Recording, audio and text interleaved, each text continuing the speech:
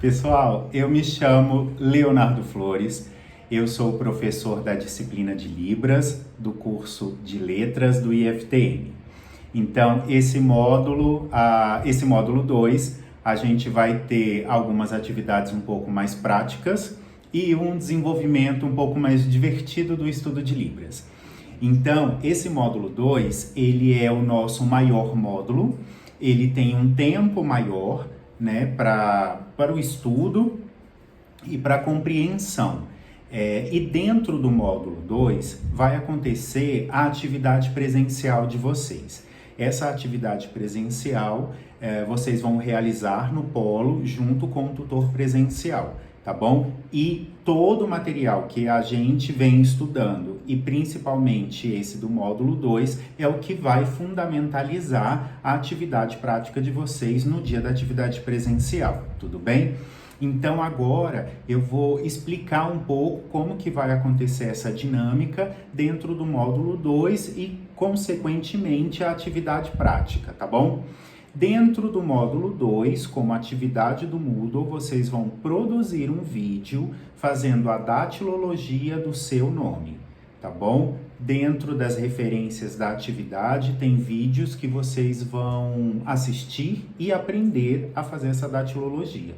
Então, é um vídeo simples, você vai me dizer o seu nome, né? O meu nome é Leonardo, tá bom? E aí vocês vão fazer essa datilologia. Se tiverem o sinal, pode fazer o sinal, tá? O meu sinal é esse aqui, é um L aqui na testa. Então, esse é o meu sinal. Qual o seu sinal? Você pode fazer no vídeo, tá bom? Então, vamos para o módulo 2. Dentro desse módulo 2, eu vou fazer a leitura do texto de algumas partes que eu selecionei e vou explicando algumas coisas para vocês terem um pouco mais de noção, tá bom? Então, dentro dessa atividade, a gente tem a fonologia das línguas de sinais. Para iniciarmos esta sessão, é importante ressaltar que as línguas de sinais são línguas naturais, portanto, exibem a dupla articulação, de acordo com Martelota. A linguagem humana é articulada, porque se manifesta através de sentenças resultantes da união de elementos menores. E podemos também compreender o termo dupla articulação. Existem dois tipos diferentes de unidades mínimas, os morfemas e os fonemas. Então, podemos dizer que os sinais não são indivisíveis. Então, dentro desse estudo, ela ainda ressalta que, diferentemente das línguas oralizadas, as quais utilizam a laringe, o nariz, a boca para a passagem do ar, as línguas de sinais possuem uma modalidade visual espacial. Então, uma linguagem oralizada vai utilizar nariz, boca, laringe, né? E a língua de sinais, ela vai trabalhar uma visualidade, uma espacialidade, né? Pois a informação linguística é produzida pelas mãos e recebida pela visão.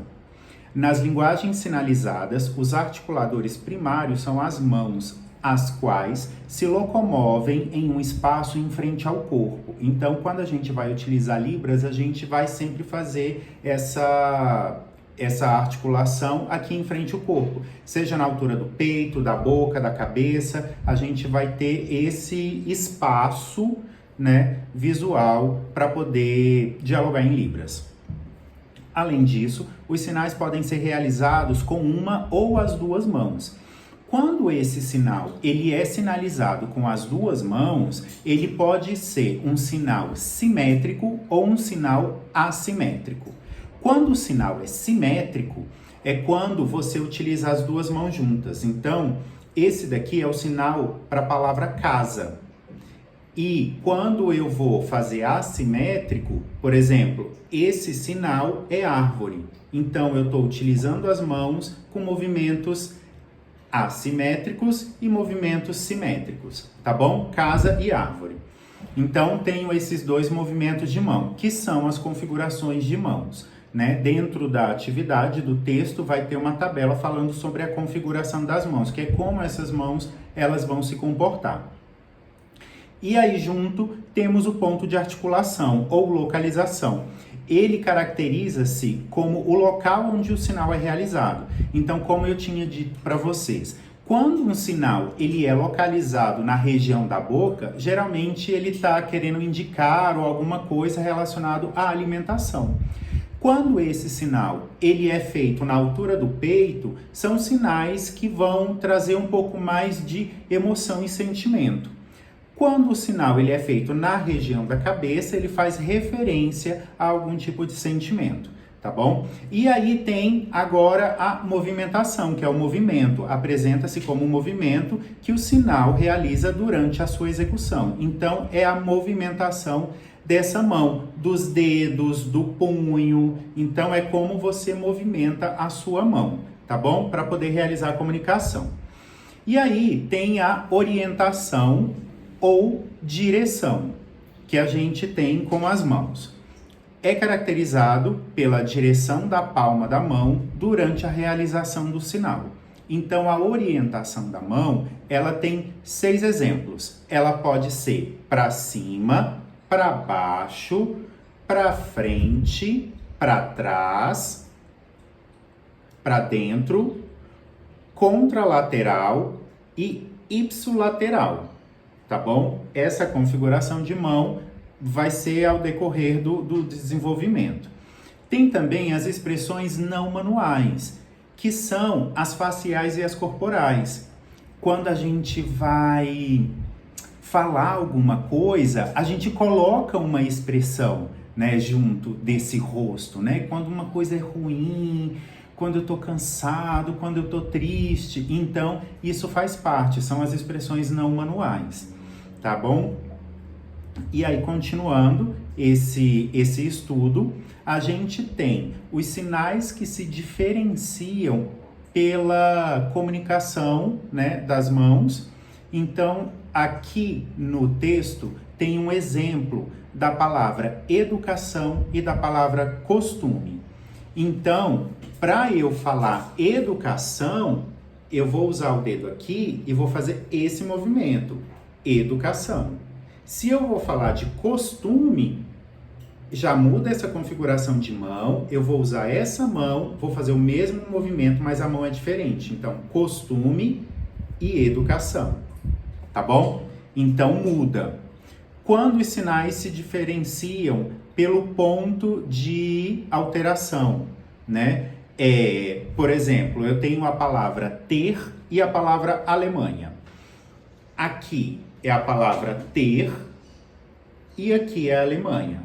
Quando eu mudo o ponto, tá bom? No corpo. Depois eu vou ter os sinais que se diferenciam pelo movimento. Eu tenho a palavra água e a palavra pênis. Eu vou utilizar essa configuração. Isso é pênis e isso é água, tá bom? Então, pelo movimento, eu posso dizer coisas diferentes. Sinais que se diferenciam pela expressão facial, né? Ou pela expressão corporal. Então, quando algo é ótimo ou algo é ruim. Então, eu vou usar o mesmo movimento, mas, por exemplo, ótimo, ruim. Então, eu tenho que trazer uma expressão facial para isso, certo?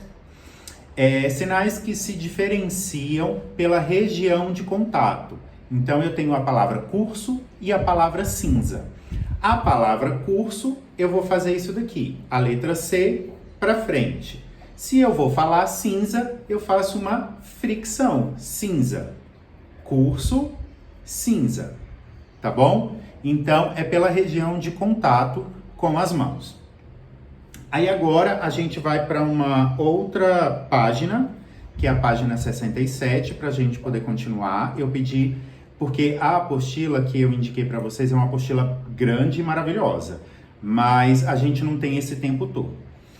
Aí na organização das frases, a gente vai se organizar da seguinte maneira. Em sujeito, verbo e objeto, tá bom? Então, se a ordem é sujeito, verbo, objeto, ocorre quando as expressões faciais não têm muita importância na frase. Então eu vou dizer, eu gosto do Amazonas. Então eu vou falar, eu gosto do Amazonas, tá bom? Então, quando não tem uma força facial muito grande, eu posso fazer sujeito, sujeito, verbo, objeto. Então, eu gosto Amazonas, tá bom? E tudo isso tá na apostila. É só ler com calma, com paciência, que vai dar tudo certo, tá bom?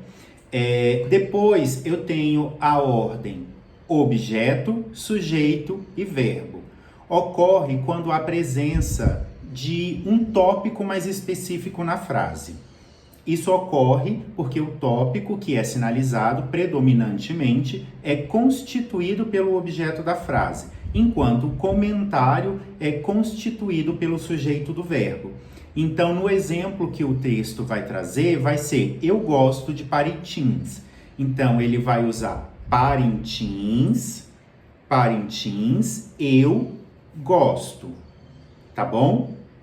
Parintins, desculpa, não tem esse movimento. Parintins, eu gosto. Isso quer dizer que eu gosto muito de Parintins. Então, eu coloco o Parintins, o objeto, antes do sujeito e do verbo, tá bom? Quando a ordem vai ser sujeito, objeto, verbo? Ocorre quando há a utilização do verbo com concordância. Por exemplo, o homem avisa a mulher. Então, homem, aqui, homem, mulher, avisa. Tá bom? Então, muda. Vai ser homem, mulher, avisa. Então, o homem avisa para a mulher. A ordem sujeito, verbo, objeto, verbo ocorre quando há uma sentença afirmativa com foco, pois há uma duplicação do verbo. Eu gosto mesmo de boi-bumbá. Então, eu gosto boi-bumbá, gosto. Então, eu evidencio o verbo duas vezes, o verbo gostar. Então, eu gostar boi-bumbá, gostar. Eu gosto muito do boi-bumbá, tá bom? Então, eu utilizo o verbo duas vezes. Então, assim fica a frase. É isso. Então, essas são as formações de frase. Eu sei que eu trouxe muitos exemplos, um pouquinho de cada coisa, de organização da frase. É só para vocês terem um pequeno entendimento. Com o texto, com calma, vocês vão lendo e praticando. O texto, ele traz um intérprete que vai fazendo a sinalização de tudo isso que eu fiz com vocês, tá bom? Dentro do próprio texto tem essa imagem do intérprete fazendo o sinal da palavra ou da letra. Então, vocês vão fazer essa leitura, se possível, né, sinalizando e praticando junto com essa leitura para poder ganhar um pouco mais de fluidez. Dentro da disciplina deste módulo 2, eu indico um vídeo que é o alfabeto em Libras, um outro vídeo que são sobre os adjetivos e um outro vídeo sobre os verbos, que são importantes para a gente poder construir uma frase, que é o que vocês vão precisar no dia da atividade presencial, tá bom? Então, os vídeos e o texto vai ser a fundamentação para que vocês possam executar as atividades do módulo 2. Lembrando que, como módulo 2, eu vou precisar do envio de um vídeo que vocês façam a datilologia do seu nome e ou o seu sinal.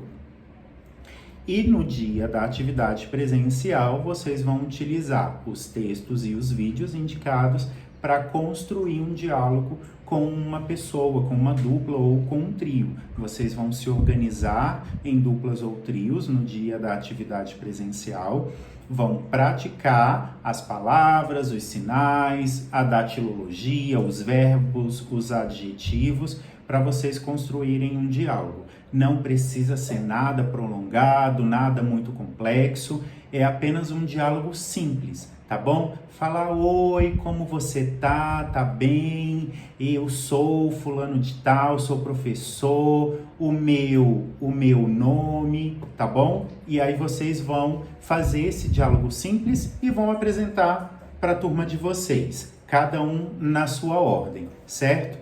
E aí, se tiverem alguma dúvida, entrem em contato com um tutor. Todos os módulos, tanto 1, 2 e 3, tem o fórum de dúvidas. Se vocês tiverem alguma dúvida, coloquem lá para a gente poder continuar o nosso diálogo e fazer uma atividade um pouco mais fluida, né? Com essa troca de comunicação. Mesmo sendo uma atividade à distância, ela pode ser síncrona ou assíncrona, e isso não tira o calor e a emoção que a gente tem para poder comunicar um com os outros, tá bom? Então, eu espero que vocês tenham um módulo 2 tranquilo. Ele é um pouco mais cheio de informações, porque tem os vídeos e tem uma parte prática. Não tem como a gente estudar Libras sem praticar pelo menos um pouquinho, né? O mínimo da comunicação a gente precisa estabelecer.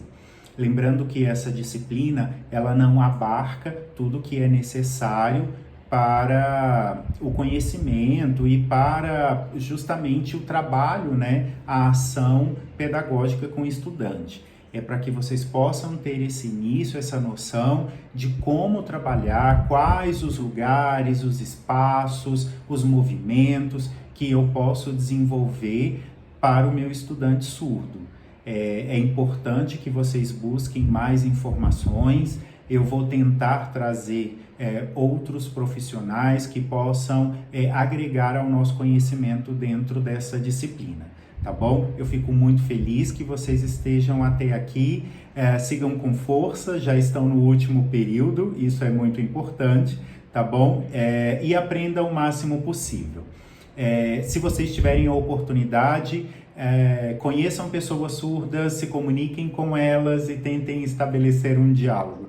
Eu tenho certeza que vai ser maravilhoso e vai ser engrandecedor, tá bom? Eu espero vocês no módulo 3. Até mais, tchau!